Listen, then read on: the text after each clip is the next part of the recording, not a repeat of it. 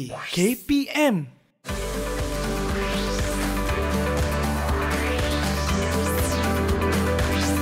Didik TV KPM.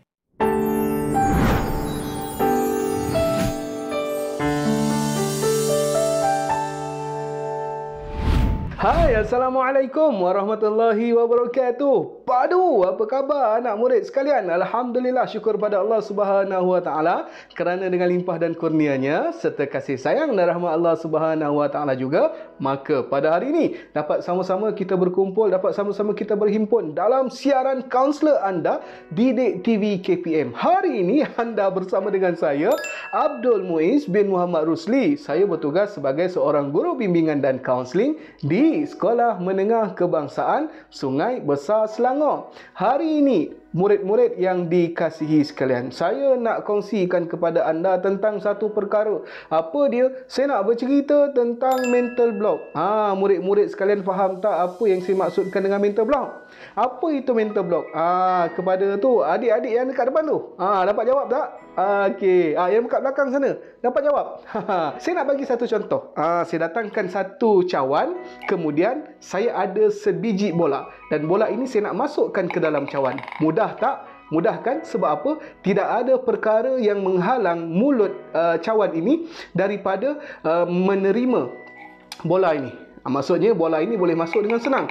Tetapi bagaimana sekiranya kan kita tutup mulut ni, mulut cawan ni kita tutup, kemudian boleh tak kita nak masuk? Tak boleh kan? Tak boleh tak? Kenapa? Sebab ada perkara yang menghalang mulut cawan ini daripada menerima bola nak masuk. Kan? Macam mana kita nak bagi bola ni masuk? Kita kena cabut dulu, barulah bola itu boleh masuk dengan mudah. Okey, baik murid-murid yang dikasihi sekalian, itulah yang saya nak ibaratkan apabila kita dipaksa untuk buat sesuatu perkara. Sebagai contoh, kita diminta oleh guru-guru untuk menghadiri satu program secara dalam talian. Katakan anda memang tak nak masuk program tu kan, sebab terpaksa, jadi nak tak nak, suka tak suka, anda kena juga masuk ke program tersebut. Bila dah masuk dalam program tersebut, anda masuk dengan hati yang tak seronok, dengan hati yang tak gembira, dengan kepala yang tertutup. Apa penceramah nak kata, pedulikan, saya tak kisah pun. Apa penceramah nak bagi hari ini, saya tak kisah pun. Yang penting saya daftar, saya pasang telefon, kemudian saya akan baring, saya akan duduk, buatlah apa-apa kerja pun. Yang penting saya tak nak dengar apa yang penceramah cakap. Maksudnya apa murid-murid sekalian? Itulah yang saya nak sebut sebagai mental block. Awal-awal lagi kita dah tutup kepala kita daripada menerima segala kebaikan yang nak diberi kepada kita. Jadi murid-murid yang dikasihi Allah dan dicintai Nabi, kalau kita ada sifat mental block ni, datanglah siapa pun nak bagi kita benda yang baik, tetapi sekiranya kita tak nak terima, apa boleh buat? Memang tak boleh nak buat. Jadi hari ini murid-murid yang saya sayangi sekalian, saya nak kongsikan kepada anda 6 mental block yang mampu menghalang diri kita daripada mencipta dan menerima kejayaan.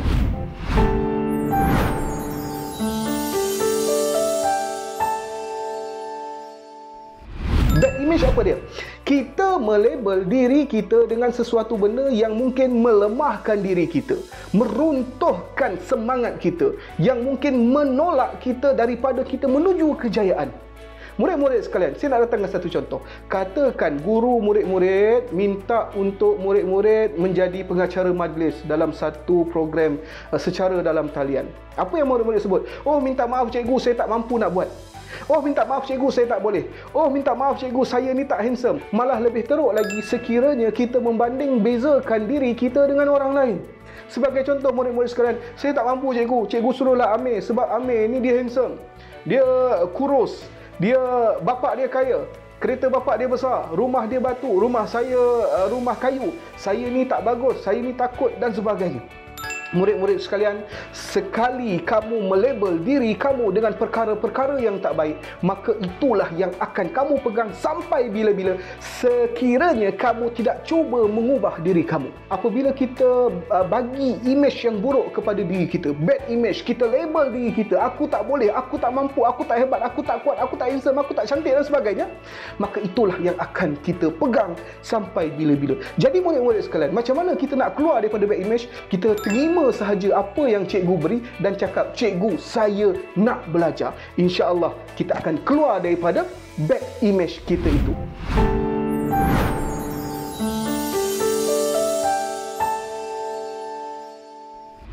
Apa itu bad environment?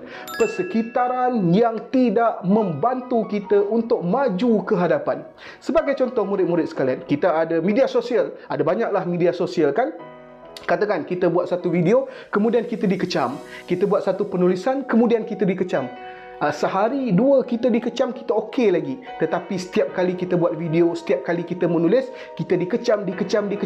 Akhirnya, dia akan meruntuhkan semangat kita daripada untuk terus maju ke hadapan.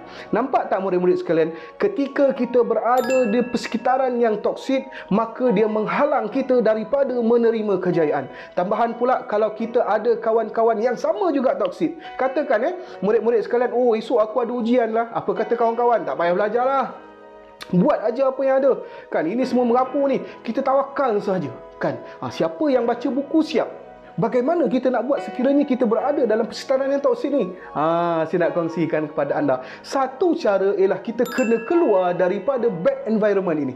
Kita kena keluar daripada persekitaran toksik ini. Kita kena keluar daripada suasana yang tidak membantu diri kita. Nampak tak murid-murid sekalian? Katakan bila kita ada kawan yang menghalang kita kan, tak payahlah belajar, tak payahlah baca buku, kau ikut aja kita orang, buatlah, tak payahlah ikut PDPR dan sebagainya kan. Kemudian kita pun ikut sama. Adakah kita akan cemerlang? Jawapannya dah tentu tidak. Jadi macam mana kita nak keluar? Kita tinggalkan rakan-rakan yang toksik ini. Tinggalkan bermaksud bukanlah kita nak memutuskan tali persahabatan, tidak. Tetapi kita tinggalkan semata-mata untuk memajukan diri kita menuju kejayaan. Sama juga dengan Facebook ataupun media-media sosial yang lain. Katakan di situ wujudnya orang-orang toksik. Apa kita nak buat? Kita unfriend dia. Kita block dia daripada terus merosakkan kehidupan kita. Sekiranya kita berada dalam bad environment, cepat-cepatlah kita cari jalan keluar agar kita tidak terhalang untuk mencipta kejayaan. Faham murid-murid sekalian? Didik TV KPM. Didik TV KPM.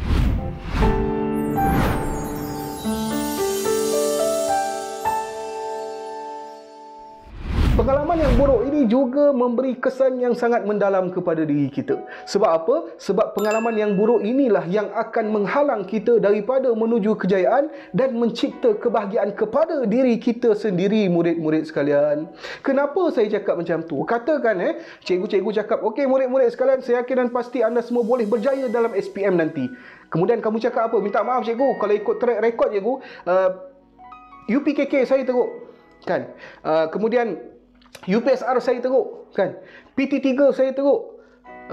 Cikgu nak harapkan saya berjaya dalam SPM. Memang taklah cikgu. Sebab kalau ikut track record saya memang orang yang tak pandai. Jadi saya kena terima, inilah qadar Allah yang menyatakan bahawa saya memang tak pandai dan saya tak boleh berjaya. Boleh ke kita cakap macam tu murid-murid sekalian?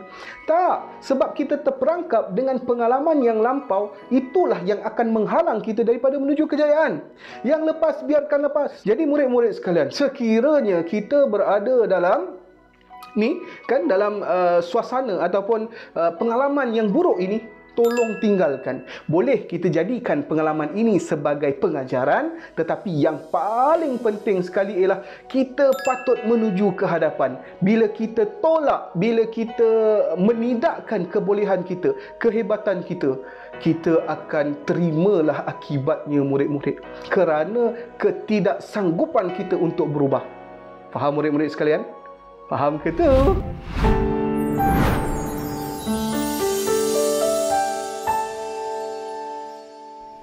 Apa yang saya maksudkan bad system? Bad system begini murid-murid. Kamu biasa buat sesuatu perkara, kamu ulang benda yang salah, maka hasilnya juga adalah salah. Katakan begini, kamu suka buat kek. Kali pertama kamu buat kek tak jadi. Kemudian kamu buat pula kek kali yang kedua, tak jadi juga. Kamu buat juga kek kali ketiga, tak jadi juga. Seterusnya apa jadi? Kamu akan rasa malas, kamu dah rasa give up, kamu dah rasa letih, tak nak buat dah. Baik pelajar-pelajar sekalian, murid-murid sekalian, sebaik saja kamu dah rasa give up, sebaik saja kamu dah rasa aku tak nak buat dah, maka kamu telah menghalang diri kamu daripada mencipta kejayaan. Maksud saya apa? Dia begini. Kalau tanya, cikgu apa solusinya kalau isu begini cikgu? Mudah sahaja. Sekiranya kali ketiga pun kamu buat kek tak jadi, kamu kena cari resepi baru. Dah cari resepi baru, kemudian banding bezakan antara resepi yang pertama dengan resepi yang kedua. Nampak tak perbezaannya? Kalau nampak perbezaan, maka rupanya tertinggal cara ini. Dekat sini tak ditulis, mungkin salah resepi ni. Dekat sini dah dibagi tahu, lepas buat tu dia buat ni. Patutlah. Apa kata kalau kamu cuba pula buat menggunakan resepi yang baru? Saya yakin dan pasti, insya-Allah kalau jadi, maka kamu telah berjaya menukar back sistem kepada sistem yang baru.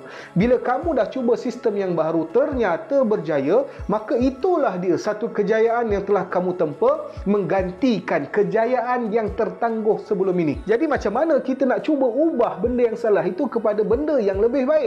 Kita cuba banding bezakan, kita cari apa salahnya, dan insya-Allah kita akan jumpa jalan dan akhirnya kita berjaya untuk mencipta satu kejayaan baru. Faham murid-murid sekalian? Faham tak? Saya harap begitulah murid-murid sekalian ya. Andai katalah kalau kamu dah give up awal-awal, adakah kamu mampu untuk mencipta satu resepi ataupun berjaya membuat satu kek yang mungkin menjadi kebanggaan kamu? Kan? Nampak tak murid-murid sekalian? Jadi tolong jangan rasa give up. Bila kamu dah rasa give up, kamu dah rasa dah kalah dengan back system, maka kamu akan rasakan bahawa tamatlah perjuangan aku untuk menempa kejayaan setakat ini. Bukankah itu merupakan satu perkara yang menyedihkan? Jadi murid-murid sekalian, tolong jangan give up. Buat sesuatu, carilah ganti untuk kamu memperbaiki segala kelemahan yang ada. Gantikan dengan sistem yang baru. InsyaAllah mudah-mudahan kamu akan berjaya.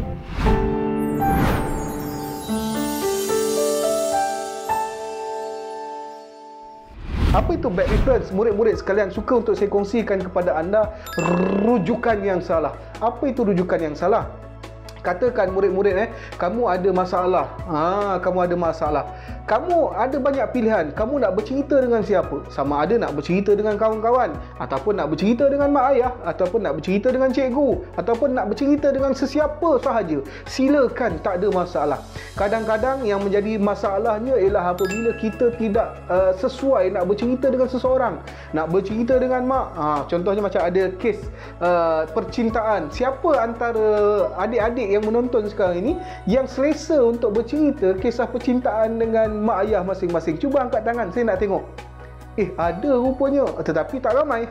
Murid-murid sekalian, betul kan? Bila kita nak bercerita tentang hal peribadi, mungkin kita akan mencari-cari orang yang mungkin boleh berkongsi ataupun menerima masalah kita itu, sekadar mendengar, dan jika ada peluang untuk membantu, mereka akan membantu. Mungkin ada antara kita rasakan bahawa mak ayah bukan satu orang yang kita sesuai untuk bercerita tentang isu itu. Kita cari orang lain. Siapa lagi yang sudi membantu? Kamu kena ingat, kamu ada guru bimbingan dan kaunseling. Carilah mereka, mudah-mudahan mereka dapat mendengar. Kadang-kadang murid-murid sekalian, kita bukan nak orang selesaikan masalah kita, betul tak? Cukup hanya sekadar kita meluahkan, ada orang nak mendengar, ada bahu untuk disandar, dah cukup. Betul kan? Betul kan? Jadi murid-murid sekalian, kita kena cari prioriti. Masalah ini perlu diselesaikan ataupun hanya setakat diberitahu sahaja. Murid-murid sekalian, suka untuk saya berkongsikan kepada anda tentang formula 3B. Yang pertama murid-murid sekalian, berdoa. Sekiranya ada apa-apa masalah yang mungkin mengganggu diri kita, yang pertama sekali kita kena berdoa. Kita minta kepada Allah Subhanahu Wa Taala, ya Allah, ya Tuhan kami, bantulah kami ya Allah. Mudah-mudahan masalah ini akan segera selesai ya Allah.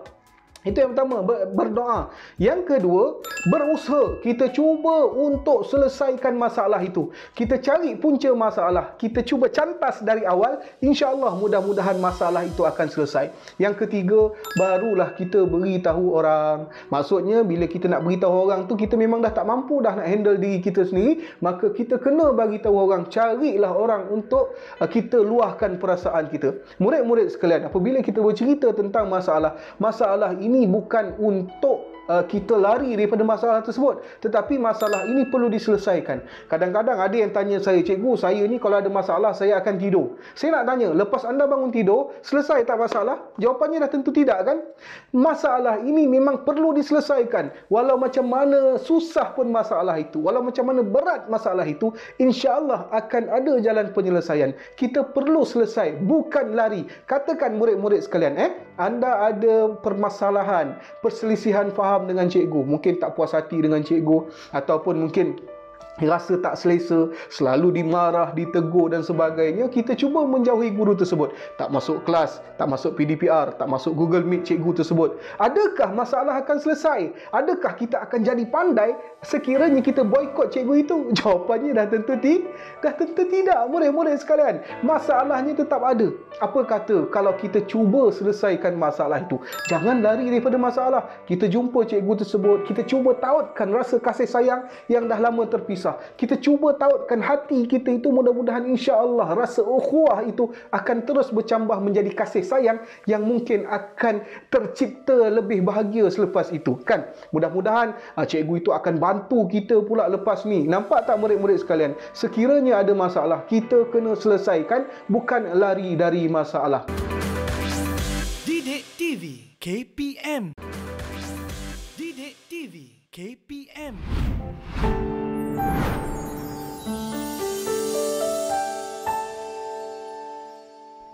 Murid-murid, kita kena percaya bahawa ada Tuhan ataupun ada kuasa yang lebih besar dekat atas itu yang akan membantu kita. Betul murid-murid sekalian, Anda pandai menghafal, anda pandai baca buku, anda pandai buat latihan dan sebagainya.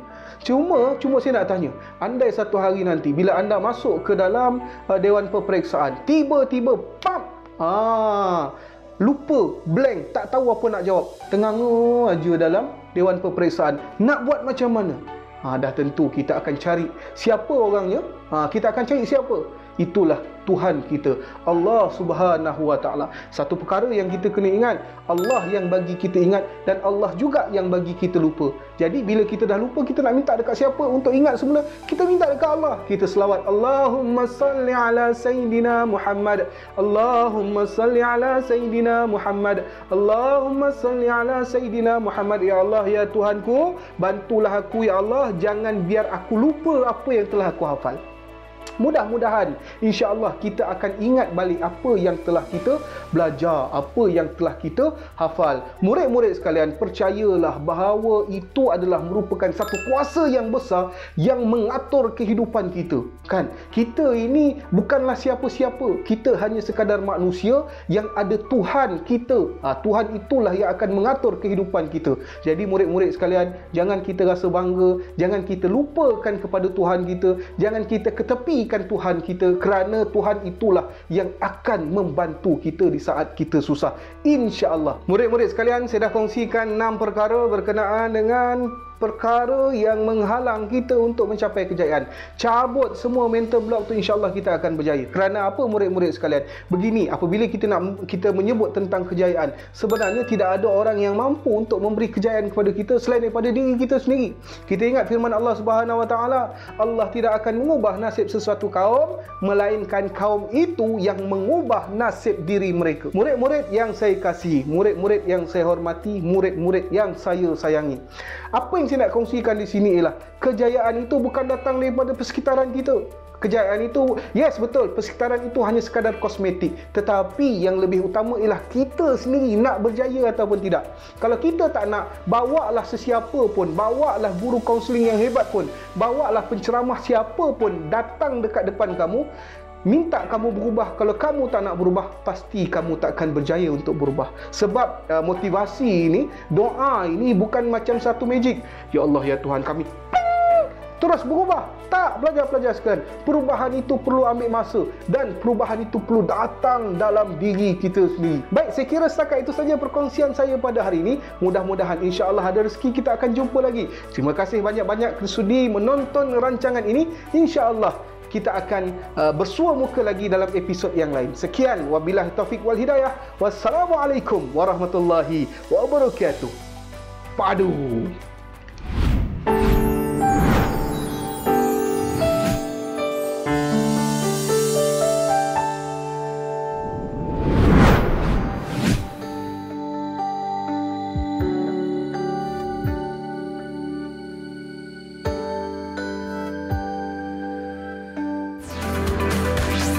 Didik TV KPM